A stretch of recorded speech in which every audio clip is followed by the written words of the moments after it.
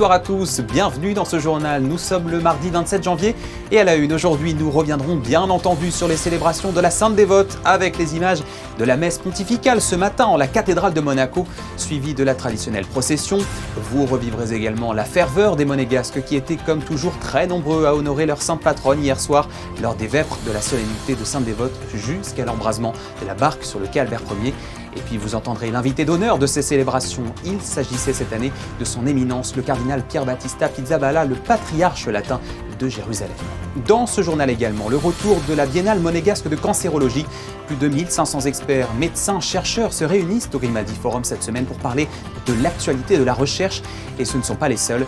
Denis Macario, le président de la Fondation Flavien, qui lutte contre les cancers pédiatriques par la levée de fonds et la sensibilisation, suit cet événement avec grand intérêt. Il sera notre invité dans une dizaine de minutes. Après ça, nous irons découvrir une initiative de l'AMPN. Les élèves de 7e du collège FANB ont été reçus au Centre scientifique de Monaco. L'occasion de découvrir ces missions et d'être sensibilisés aux enjeux de la protection marine. Nous avons fait la visite avec eux. Et puis le Monaco Women Network fête son premier anniversaire. Un an de mise en lumière des réussites et de l'expertise des femmes à Monaco. Nous avons assisté à la dernière conférence de l'association sur le sujet de la santé cardiovasculaire des femmes. Débutons ce journal en images avec la suite des célébrations de la Sainte Dévote. Ce matin avait lieu la traditionnelle messe pontificale en la cathédrale de Monaco. Messe suivie comme habituellement de la procession solennelle des reliques sur le rocher jusqu'au palais princier, en présence toujours de la famille princière depuis son balcon. Vous apercevez également sur ces images plusieurs personnalités, dont le ministre d'État Christophe Mirmand et sa femme, qui découvrent au fur et à mesure les traditions monégasques depuis leur arrivée. C'était là leur toute première fête de la Sainte Dévote. Et vous les avez vécu en direct sur Monaco Info. Les festivités ont commencé hier avec d'abord les vêpres à l'église Sainte-Dévote et jusqu'à l'embrasement de la barque sur le quai Albert Ier. Un moment suivi là aussi avec ferveur par les Monégasques qui ont toujours très à cœur d'honorer leur sainte patronne depuis 1874, année après année. Retour sur cette soirée avec Sarah Nkari et Arnaud Imbert. Comme chaque année, la célébration s'ouvre le long du port Hercule. Depuis la mer, un pointu suit la procession. À son bord, les reliques de la sainte patronne qui aurait échoué dans une barque semblable vers l'an 300 en principauté. Sur les quais, les Monégasques et les amis de Monaco ont les yeux rivés sur l'instant. On n'est pas de Monaco, on est venu pour la Sainte Dévote, pour célébrer cette sainte qui préserve la principauté, ses institutions et nos petits-enfants. Je pense que la Sainte Dévote, c'est une fête majeure à Monaco. Donc voilà, ça me semblait normal d'être ici en tant que résidente monégasque. La foule se dirige vers l'église Sainte-Dévote. L'entrée de la famille princière se fait en musique.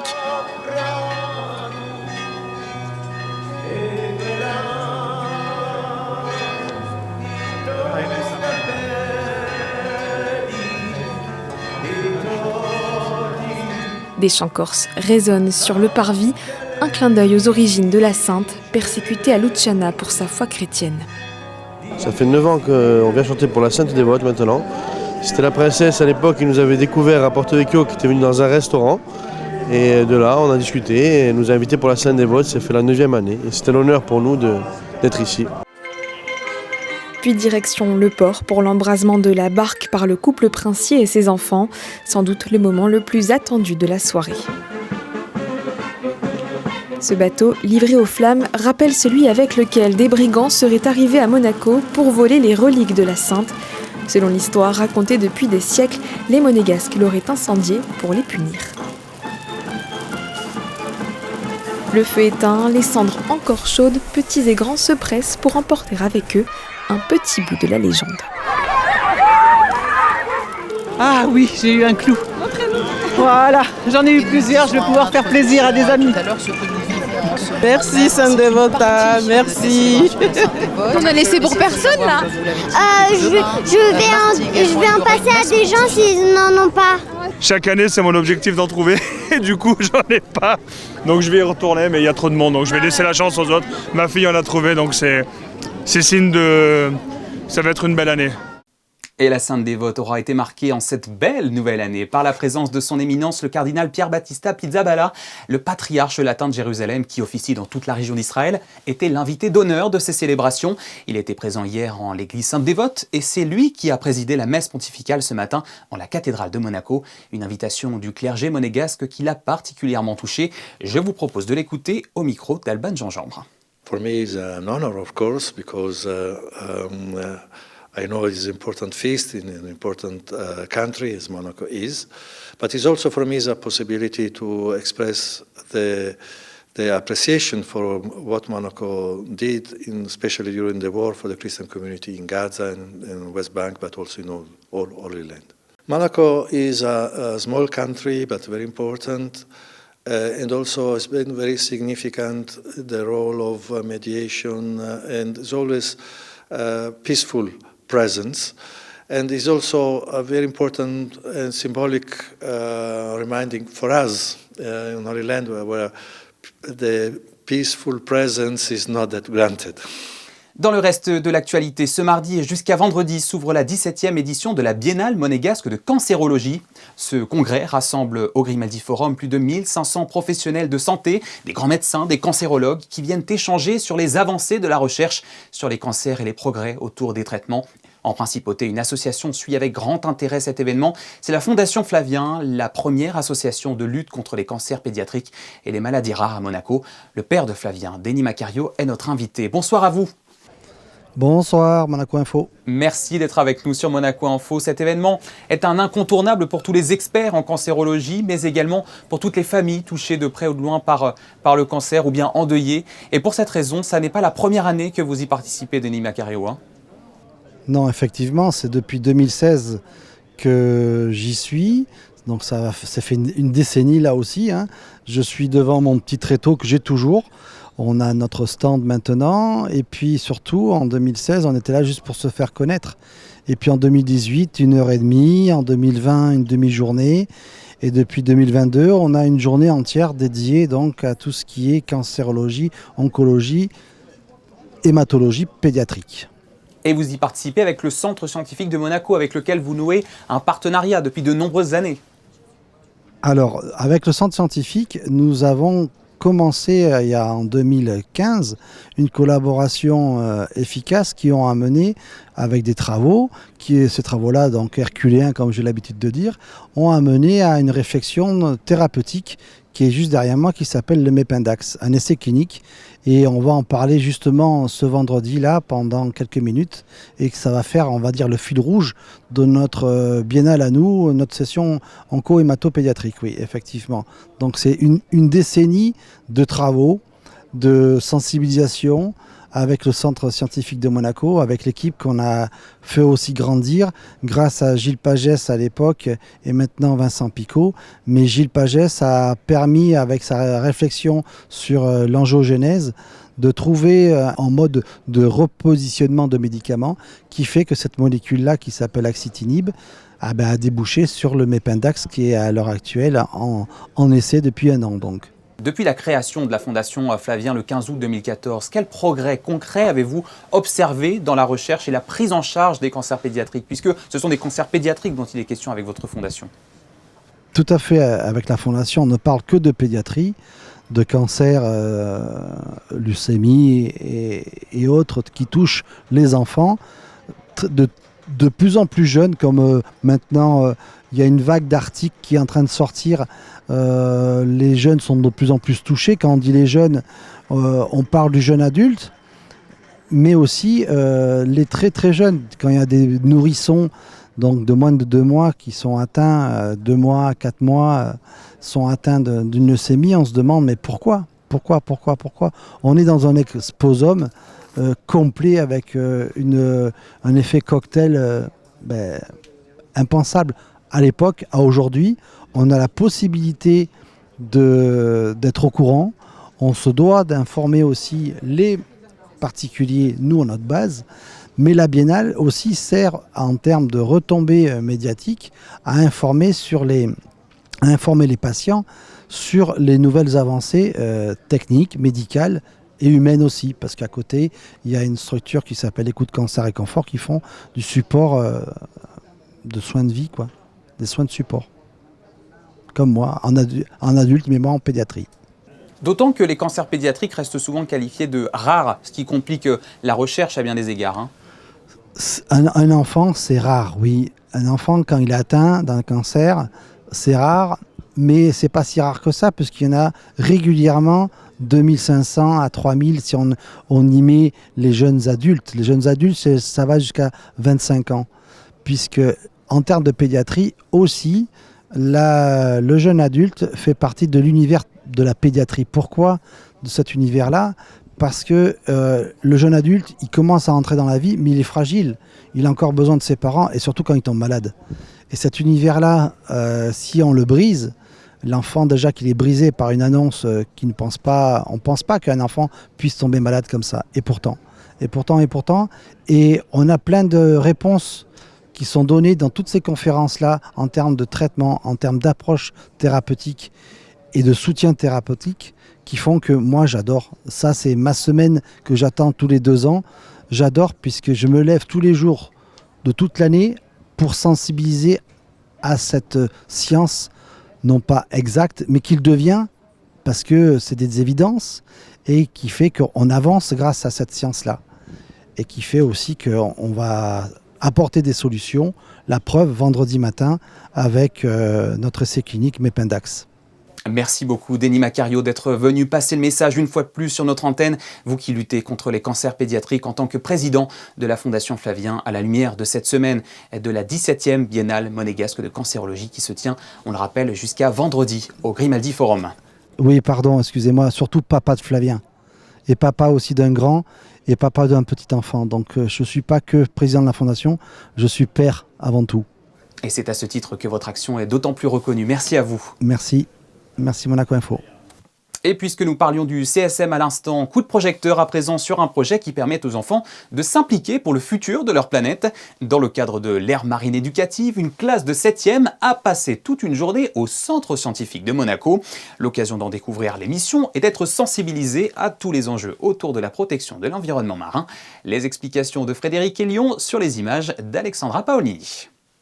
Depuis 2018, l'association monégasque pour la protection de la nature sensibilise les jeunes élèves de la principauté à la préservation de l'environnement marin grâce au programme de l'ère marine éducative. Chaque année, une classe est choisie et mène pendant les 3 trimestres plusieurs actions pour la mer sur une thématique bien définie. Pour cette année, le programme global porte sur le changement climatique, plus précisément l'impact du réchauffement sur la biodiversité marine. Donc tout le premier trimestre a été consacré à évoquer la Méditerranée et puis des notions générales, le climat, les gaz à effet de serre, l'acidification et autres, vraiment de manière à ce qu'ils aient une approche globale méditerranéenne et aussi mondiale. Et à partir de là, après les expériences qu'on a réalisées avec eux en début d'année, on a souhaité partir sur les tropiques, donc dans le cadre d'une belle collaboration avec le centre scientifique, pour leur montrer, vraiment leur faire toucher du doigt l'impact du réchauffement. 23 élèves d'une classe de 7e de FANB ont donc passé une journée entière dans les locaux du centre scientifique de Monaco pour une expérience pédagogique autour des coraux. Aujourd'hui, on a proposé aux enfants de découvrir en fait le monde du corail. Donc on a tout d'abord visité les aquariums, on leur a montré qu'il y avait vraiment différentes espèces, différentes formes, différentes couleurs, comment un corail grandit, comment on le cultive au centre scientifique de Monaco. Et après, on est rentré dans le vif du sujet plutôt pour expliquer les expériences qu'on fait au centre scientifique de Monaco justement. Donc là, en l'occurrence, le projet qu'on a construit avec les aires marines protégées, c'était autour du blanchissement du corail, d'accord, lié au réchauffement climatique. 2 colonies de coraux ont été placées dans 2 aquariums avec 2 températures d'eau différentes. Les enfants jouent donc aux scientifiques en herbe et observent le stress thermique des coraux, avec notamment l'effet du blanchissement. On a appris les sortes de coraux, on les a mis dans plusieurs températures d'eau différentes. Il y avait une eau qui était à 25 degrés, une autre à 31. On a vu que 25 degrés, c'était la température normale pour les coraux.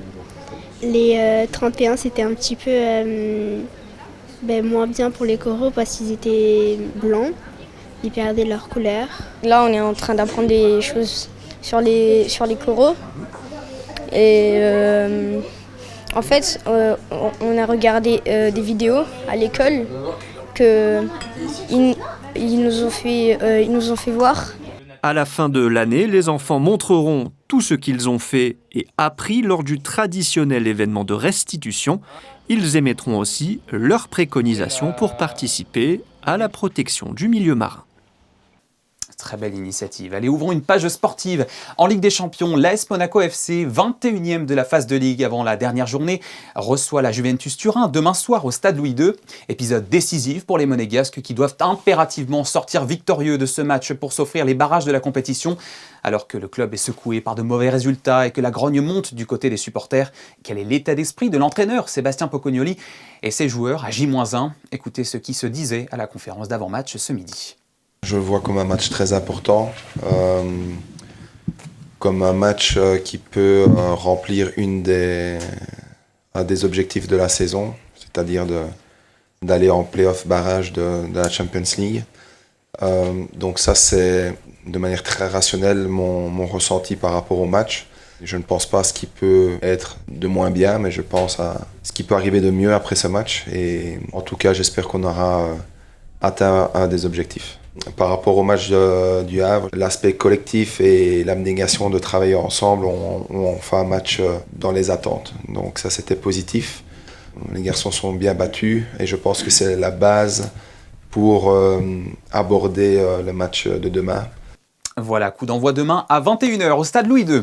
La Fondation Prince-Pierre présente sa 103e saison de conférences. Depuis le 19 janvier et jusqu'au 12 juin, des compositeurs, philosophes, littéraires et d'autres prestigieux lauréats de la Fondation vous donnent rendez-vous pour parler de création contemporaine.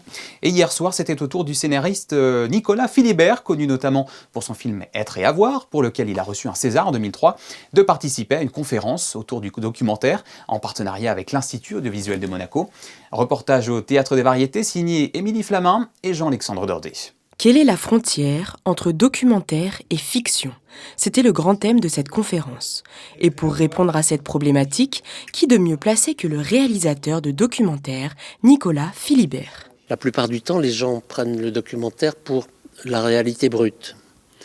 Comme si filmer en documentaire, c'était copier le réel. Mais c'est toujours autre chose, c'est toujours une interprétation. Quand on filme quelque chose, on l'interprète. Si vous mettez 3 cinéastes devant un même événement au même moment, vous aurez 3 films complètement différents. Donc, faire un documentaire, c'est un acte, c'est un geste artistique souvent. Et même s'il est là pour transmettre, c'est également un moment de partage important pour ses créations artistiques. On apprend des spectateurs, on apprend des autres. Dans mon cas, vous savez, les cinéastes, on pense toujours qu'ils savent tout de leur film. Mais quand on fait un film, il y a tant de choses qu'on ne sait pas sur ce qu'on a fait. Et souvent, les spectateurs vous apprennent des choses parce que le cinéma, quand les spectateurs d'un film voient tous le même film et en même temps, chacun voit le film à travers son regard, d'une manière propre, d'une manière singulière. Et bien souvent, les spectateurs vous apprennent des choses. Une conférence organisée avec la Fondation Prince-Pierre pour célébrer 75 ans d'engagement littéraire en principauté. Les conférences sont importantes à Monaco parce qu'elles permettent, c'était le souhait du prince, de partager avec nos compatriotes les meilleurs esprits de notre temps. C'est joli, hein ? C'est une formule un peu dissuète, mais qui dit bien les choses telles qu'elles sont.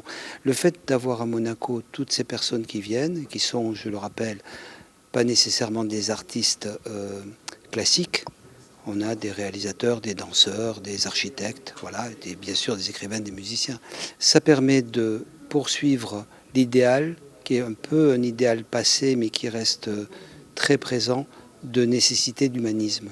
La prochaine conférence se déroulera le 16 février avec le lauréat 2000 du prix littéraire Prince-Pierre de Monaco, Pascal Quinard.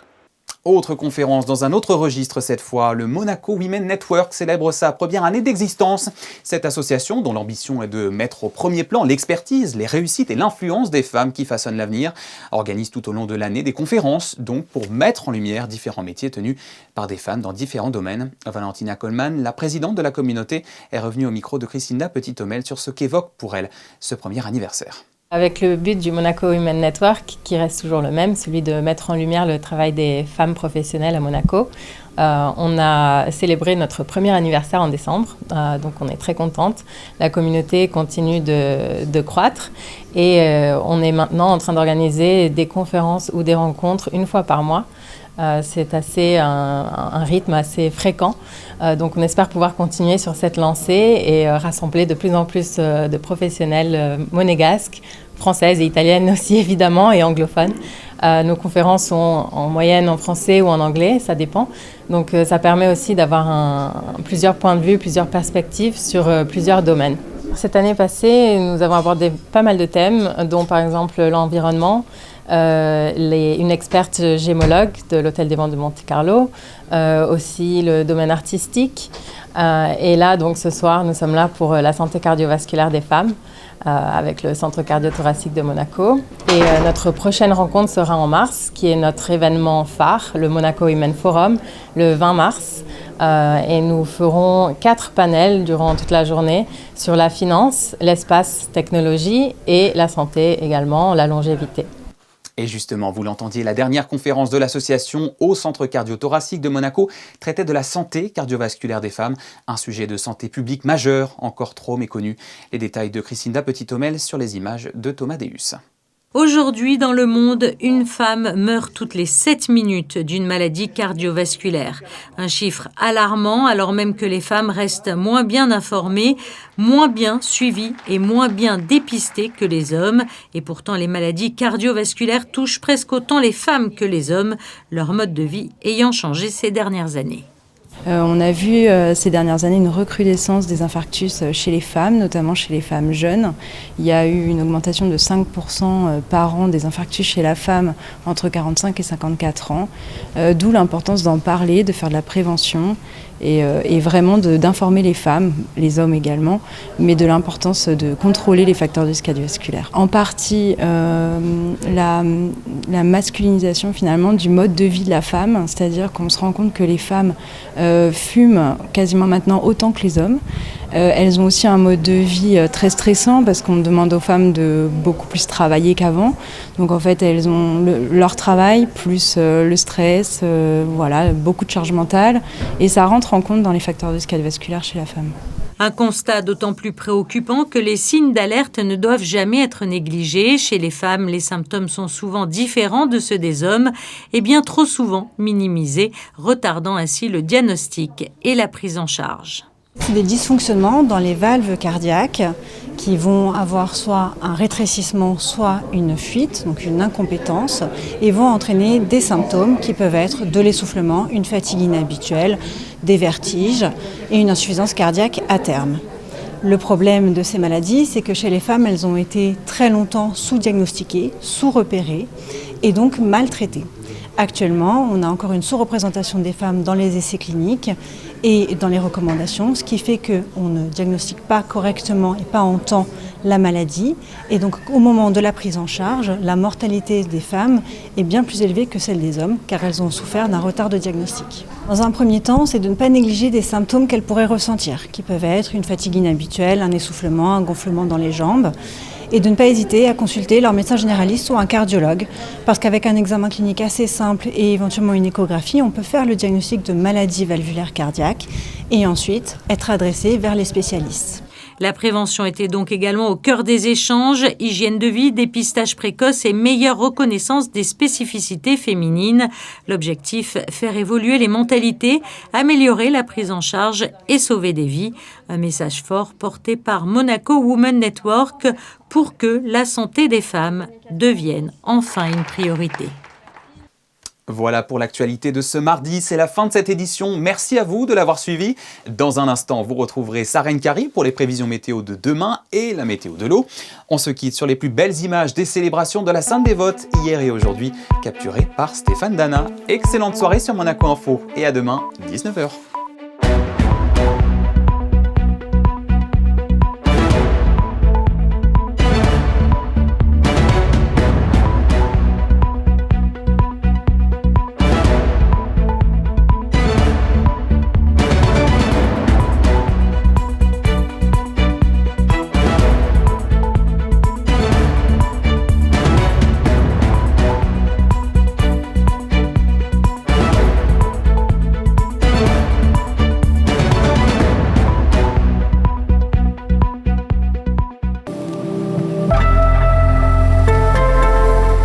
Bonsoir à tous, ne rangez pas tout de suite vos parapluies, les averses sont toujours au programme de demain, du moins le matin puisqu'une accalmie est prévue l'après-midi.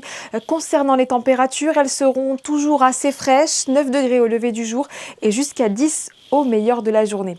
Comme chaque mardi, un coup d'œil sur la météo de l'eau. Cette semaine, les sources de la Principauté couvrent 25 à 50% de notre consommation. Soyons donc économes. Et puis en ce mercredi 28 janvier, nous aurons une pensée particulière pour les Thomas à l'occasion de la Saint-Thomas. Passez une excellente soirée sur Monaco Info.